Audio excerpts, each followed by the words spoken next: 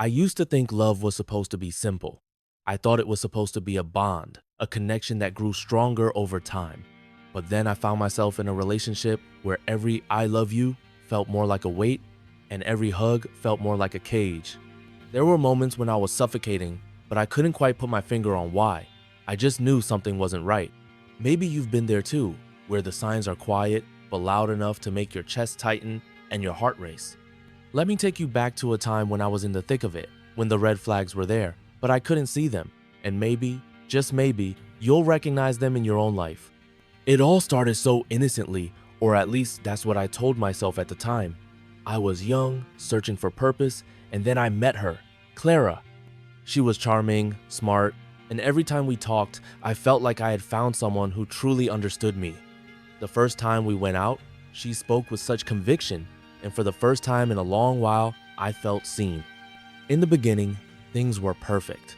Every moment with her felt like a scene from one of those romantic movies' bright lights. The world's problems faded away when we were together. We'd laugh for hours, our conversations always flowing like a river, uninterrupted. She made me feel special in ways no one had before. She was always there for me, always checking in, always telling me how much she cared. But soon, the whispers of doubt started to creep in. It was subtle at first. Small things I told myself I was overreacting about. Like how she would get upset if I spent too much time with my friends. "Don't you care about us?" she would say. And I would try to explain, but the tension always lingered, hanging in the air like an unspoken threat. Then came the guilt trips. "You know, I've been nothing but good to you. I'm just trying to protect you, but you don't appreciate it." Her words were like daggers wrapped in velvet. She told me everything I was doing wrong, how I wasn't living up to my potential, how I could be better, should be better. The more she talked, the more I felt like I was the one at fault. But it didn't stop there. The next phase was what I can only describe as manipulation. She began to isolate me. Slowly, she distanced me from my family and friends, made me doubt them. "They don't understand us," she would say. "They don't have your best interests at heart." And there I was, in this bubble with her, thinking I was the one who was lucky to have her. But that feeling, the one that felt like love soon, morphed into something else entirely. It became suffocating. It became a lie. The first time she raised her voice, I froze. I didn't know what to do.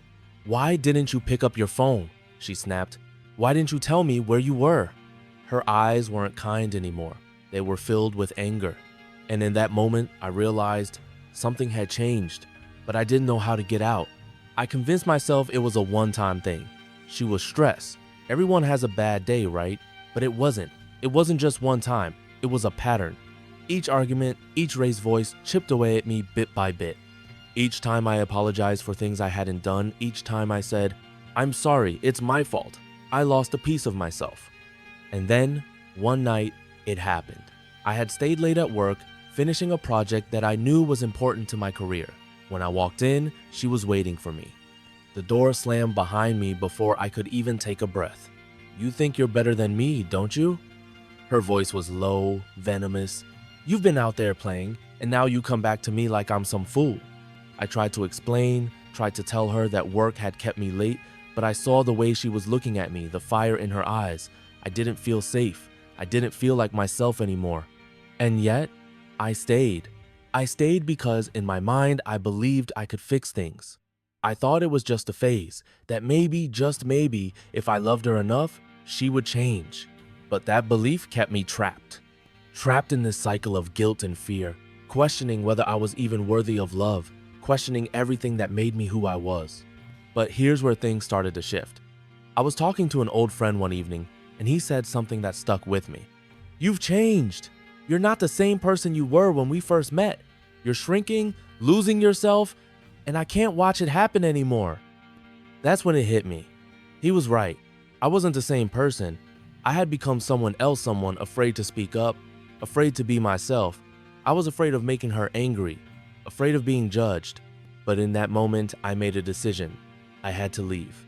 I couldn't keep sacrificing my happiness for someone else's version of love. I knew it would be hard, that it wouldn't be easy, but I also knew I had to reclaim my life.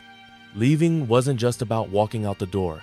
It was about choosing to stand up for myself, to take back the power I had given away. It wasn't an easy decision to make. I had spent so many years believing I wasn't good enough without her that I needed her to validate me. But in reality, I had been enough all along. I just had to believe it. So I packed my things, I didn't wait for her to come home, didn't wait for an apology, I just left. And as I walked out that door, I realized something that I had never fully understood before. I am worthy, I am strong, and I will never let anyone make me feel small again. But then I remembered something that I had learned through Stoic philosophy. We cannot control other people, but we can control how we respond. That truth hit me hard. I could not control his actions, his words, or the way he treated me. But I could control how I allowed myself to be treated. I could control how I responded, how I chose to value myself. Slowly, the feelings of guilt began to fade, replaced by a deeper understanding of my own worth. I no longer felt like a victim. I was not weak because I had left. I was strong because I had the courage to stand up for myself, to say enough is enough. I realized that love, real love, doesn't require sacrifice of your identity, your happiness, or your self-respect. The Stoics believed in the power of acceptance and understanding. They taught that we cannot always control what happens to us, but we can control how we face it.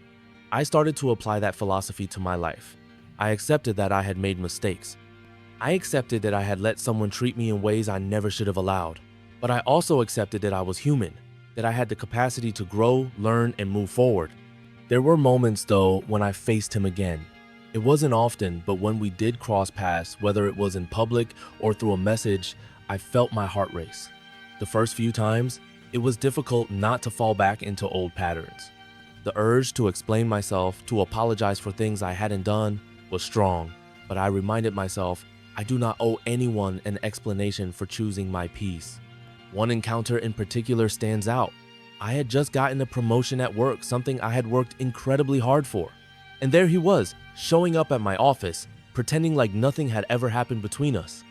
His charm, the same one that had drawn me to him in the first place, was still there. But now, I saw it for what it really was, manipulation. He tried to convince me that he had changed, that everything would be different this time. His voice was softer, his gestures gentler. But beneath it all, I could hear the same patterns that had hurt me before. I could see the same signs I had ignored in the past. And for the first time in my life, I didn't flinch. I didn't feel the need to explain myself. I didn't feel like I owed him anything. I simply looked at him and said, I'm not the same person I was when I met you. I don't need to go back to that life, and I'm not going to. He looked taken aback, but I didn't waver. In that moment, I realized that I had regained my power. I had reclaimed my voice. I was no longer the person who would silently endure, who would shrink away to please others. I was free. The beauty of Stoic philosophy is that it encourages us to live according to our values, to not let external circumstances define us. It teaches us to focus on what we can control and to let go of what we can't. It's not about denying the pain, but accepting it as part of our journey, learning from it, growing stronger because of it. Today, I look back at that chapter of my life with gratitude, not because it was easy, but because it shaped who I am now. It taught me the importance of boundaries, of self-respect, and of choosing the life I want to live, not the one someone else tried to impose on me. I realized I deserve a love that uplifts, that encourages me to be the best version of myself, not one that drags me down, forces me to dim my light, or makes me feel small. I deserve peace. If any part of this story resonates with you, if you've ever felt trapped in a relationship that isn't healthy, know that you are not alone. You don't have to stay. You are worthy of a love that respects you, that allows you to be your authentic self. Sometimes, the most difficult thing is walking away, but it's the most powerful step you can take for yourself. So, remember, you are stronger than you know. Your worth is not defined by anyone else's treatment of you. If you're on a similar journey, or if you've learned from your own experiences, share your story with others. You never know who might need to hear it. Like, share, and subscribe for more real-life stories, inspiration, and Stoic wisdom to help guide you through the ups and downs of life. Because in the end, the greatest victory is the one where we reclaim our peace.